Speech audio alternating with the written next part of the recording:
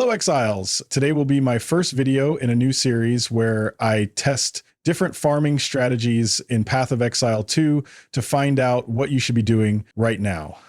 There are a lot of posts on social media like Reddit asking, oh, how can people earn divines? I barely ever drop any. And I hope this video will help some of you seeing how you can accumulate currency in Path of Exile 2. Because the thing is, no one got rich in this game by picking up divines. You simply have to find proper strategies, or of course, get lucky and drop a literal mirror. Today's strategy will be Waystone farming. To summarize the strategy, we will just do Alk and Go on tier 15 Waystones and instill them with Waystone emotions. But before today's video, I would just like to say that about 0% of my viewers are subscribed. So if you enjoy this kind of content, start following me. I spend a lot of time doing these and I have a lot of upcoming videos for the future.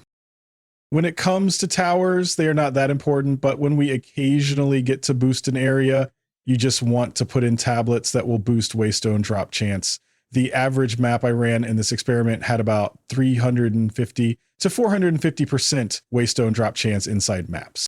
When it comes to our Atlas, we will just spec into very typical stuff like Waystone drop chance, pack size, rare monsters, quantity and tablet boosting. Really nothing magical going on here.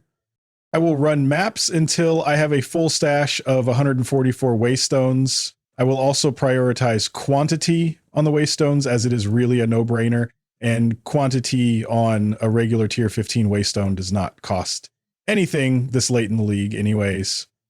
Other than that, it is important to say that I also, of course, instilled the maps with Waystone drop chance emotions. And just for good measures, here you can see what kind of Waystone I ran in the experiment.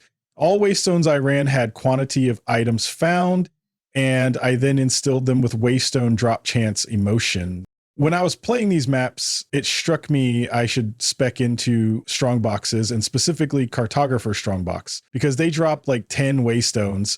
But then after playing some maps, I figured that the Cartographer strongbox must have like only 2 to 5% weighting in the strongbox shuffles. So ultimately, I don't think it is worth dropping Waystone drop chance nodes for it, the Atlas. And now it is just about farming the 144 Waystones.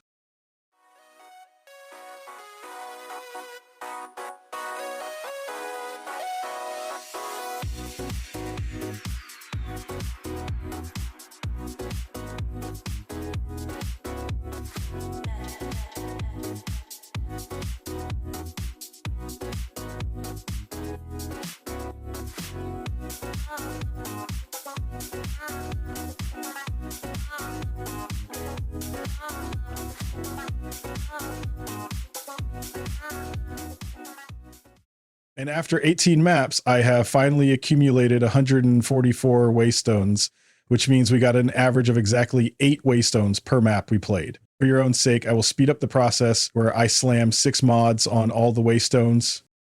So now that we have all the Waystones, let me show you how you should process the Waystones. Step 1, you need to put 6 mods on all the Waystones. How you do it does not really matter.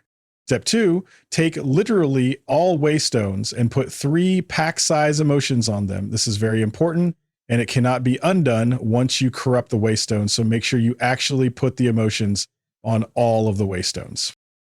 Step 3, corrupt all your Waystones with Omen of Corruption active. This is very important, and if you do not use this omen, this strategy will certainly not be as profitable as it can be. When you use this omen, you eliminate the chance of nothing happening at corruption. We have a 1 in 8 chance to turn a tier 15 map into a tier 16 map when using the omen. This would otherwise be a 1 in 12 chance. In the end, the final result were 4 tier 16 Waystones with experience. Furthermore, we had 8 tier 15 Waystones with experience. And as you can see, we sold the 4 tier 16 Waystones for 6 divines. Furthermore, we sold the 8 tier 15 Waystones for 3 divines. It was mostly something I show you to prove that there are actual buyers out there for Waystones. In my opinion, the market moves really quickly on Waystones. You just have to use TFT on Discord, where you will list the Waystones you are in possession of. So for the big question, the final verdict, was this fortune or famine? Now that we know how many Waystones we can expect to drop per map we play, we can use PoE2DB to see the weightings on Waystone mods to calculate what kind of profit we can expect per map we run. Here we can see the total investment it takes to do this farming strategy. We only used 18 Waystones, which cost nothing at this time, spent about 400 Exalted Orbs on putting mods on the 144 Waystones, and then we bought 144 Omens of Corruption, which cost 5 Exalted Orbs per Omen. So there is kind of a lot to unravel here, but really it is quite simple. When we use the Omen of Corruption on 144 Waystones, we will on average end up with 108 tier 15 maps and 18 tier 16 maps. Because all Waystone mods have completely equal weightings, it is also simple to calculate what our odds are of hitting the important experience mod. There are 14 prefix mods in total for Waystones, and we only have 3 prefix mod slots to work with. So the odds of hitting the experience mod is 18.7%. So out of the 140 Waystones, we will on average end up with 20 tier 15 maps with experience on them and 3.33 tier 16 maps with experience on them.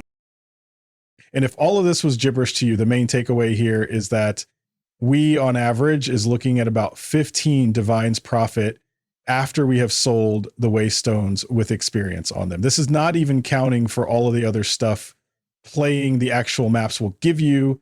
This is 15 Divine's profit purely from the Waystones you farmed. Anyways, that is all for me this time. I hope you enjoyed the video, and if you did, I would appreciate if you leave a like and consider subscribing to my channel, as I have a lot of similar content coming out in the future. See you.